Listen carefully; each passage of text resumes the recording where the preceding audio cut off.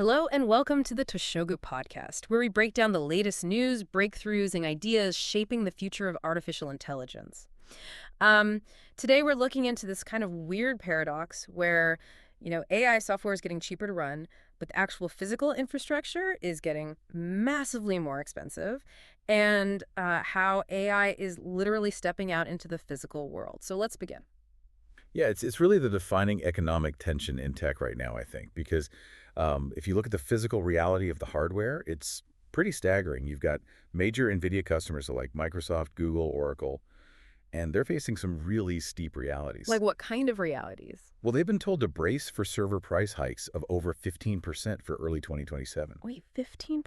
That's a lot. Yeah, it's huge. And this includes those really highly anticipated systems, the Vera Rubin and the Grace Blackwell configurations. Wow. Okay, but I need to understand the why here because, our software algorithms are getting so much more efficient, right? So why is the physical infrastructure suddenly hitting this wall? It basically comes down to, well, the unforgiving laws of physics and supply chain. So engineers are, they're squeezing more performance out of the software, which drives the inference prices down.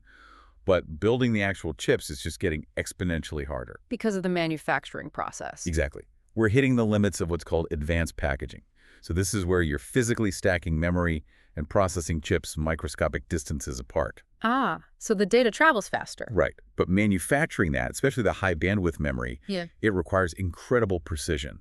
And, the failure rates can be really costly. Plus, the sheer power consumption to run these clusters is just skyrocketing. Okay, so let me unpack this. It's basically like running a restaurant where the chefs, the software are getting incredibly fast and efficient at cooking, but the rent for the kitchen and the cost of raw ingredients are just soaring. That's a perfect way to look at it. So how on earth do cloud providers actually survive that kind of margin squeeze? Well, they have to fundamentally change how they operate. They're either compressing their own margins, pulling back on discounts, or they are desperately looking for new areas of value extraction, which is exactly why AI is leaving the data center. Right, which brings us to the physical world. I was reading about the recent World Humanoid Robot Games in China. Oh, yeah, that was wild. Yeah, over 2,000 robots and hundreds of teams competing. And it really stood out to me because, it's evolved from this fun, futuristic science fair kind of spectacle into a massive industrial proving ground for, dexterity and real-world navigation. It's fascinating because physical AI is now replicating the exact same boom we saw with generative AI. Really? In what way? It's gathering all the same crucial ingredients. So you have intense supplier density, massive capital investment, and these incredibly rapid iteration cycles.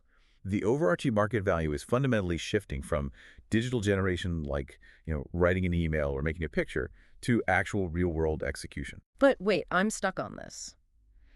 If the hardware in a massive climate-controlled data center is hitting physical and thermal limits and making it crazy expensive, how do you put that kind of computing power inside a walking robot on a chaotic warehouse floor?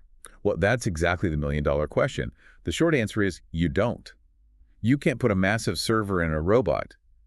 And economically, you can't afford to just stream every single sensor reading back to the most expensive cloud model either. I mean, wouldn't a business just lock in a multi-year contract with whoever has the absolute best, most powerful model right now? Wouldn't that guarantee the robot's quality and, I don't know, protect the company from the hardware volatility you mentioned earlier? It's so tempting to think that way. But tying yourself to a single premium provider is actually a massive financial risk.